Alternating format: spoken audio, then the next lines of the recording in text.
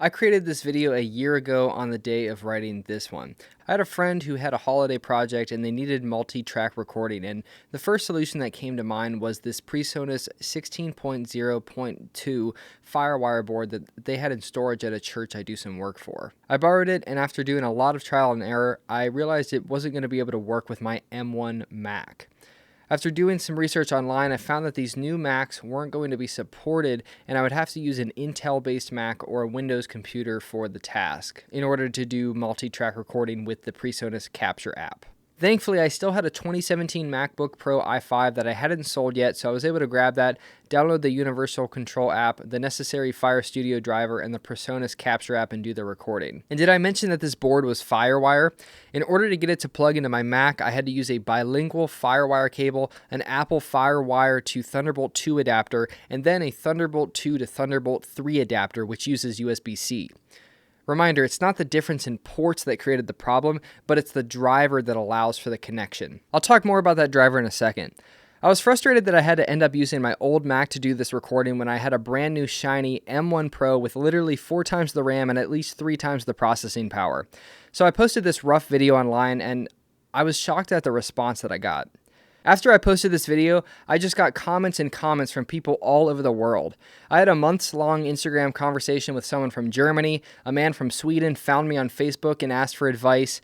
Someone from Brazil. People were reaching out from all over for what to do to fix the problems that they had with this board. Many of these people were mentioning to me that they were actually planning on buying an old Mac or a PC just in order to use this board. Now, with all these people who reached out, I tried to help as many as I could and replicate their problems, give computer advice and stuff like that, but after a while I had to give the board back to the church, and I could only point to people to the same Presonus support articles that I had read multiple times. I'm not a Presonus expert, and these boards are the only products that I ever really used from Presonus. I haven't responded to any further comments on the video since a few months ago, as I've said really everything I could on the topic, and a lot of the comments these days are frankly from people who didn't watch the entire thing, and that happens. But many of these people wrote to me that they'll never buy products from Presonus again because of this. And I understand this feeling. It's a feeling of betrayal. These people had this gear, they made their art with it, possibly made money with it, and now it's either useless or limited in functionality. Presonus did release an article a couple years prior that explains how Apple had retired, they had deprecated their old method of custom driver support in favor of a new and supposedly more secure method called Driver Kit. They mentioned that those old files, kernel extensions, will not open on the new M1 Macs. And I don't want to say that it's entirely Presonus' fault. The computer's changed, Apple updated their software relating to the drivers, and I can see how porting over an old technology to work with these newer computers serves a small percentage of customers who they already made their money from, and it might be cost prohibitive to support this older, nearly obsolete equipment.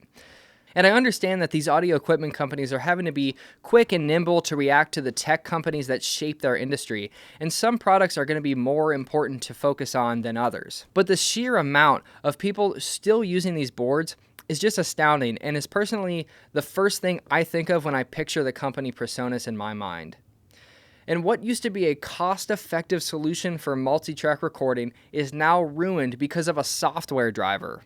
In situations like this, it makes me wonder, if they can't devote resources to support this old gear, couldn't they make something open source or public domain where any of the Presonus community could try to make these old boards work with the new computers?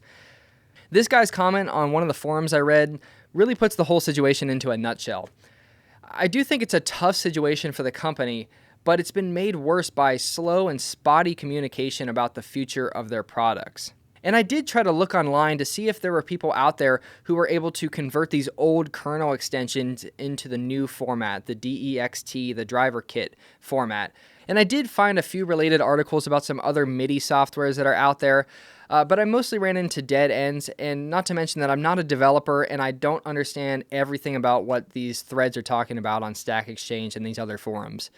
Every time I buy a new piece of gear, it crosses my mind how there's a high chance that it will simply be deprecated in the not too distant future. Some examples include Native Instruments no longer supporting their Mark I keyboards, Absinthe being discontinued, and let's not forget Isotope Trash and Iris. I think it would really score a lot of points with these communities if these companies would offer something to allow these old pieces of gear to work with new computers, because many of these pieces of gear are still fully functional aside from plugging it into a computer. When Google ended the Stadia brand, they still allowed people to use the controllers for other types of games. An extreme example was Porsche recently released radio head units that plug into older cars and allow people to use CarPlay in their car that was built in the 80s. It just makes me wish that these companies would be forced to plan a sort of end-of-life service scenario when they release these products. It's all going to end at some point, and what are we going to do about the waste that we're creating out there?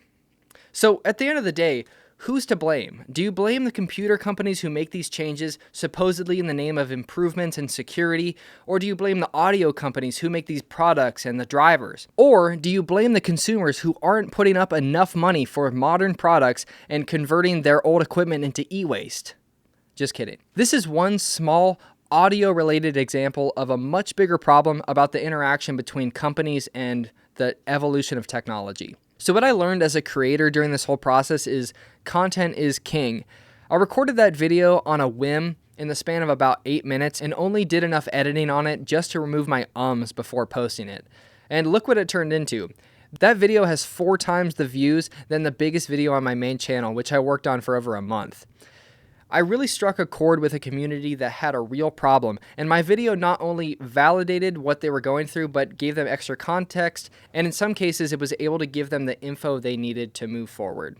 So let me know your thoughts in the comments. Did I get anything wrong? Is there anything I'm missing that you could add to this conversation? I would really appreciate it. But I just wanted to make this video to really put a bow on my thoughts on this topic, and I hope that it was valuable to you in some way. Thank you and have a great day.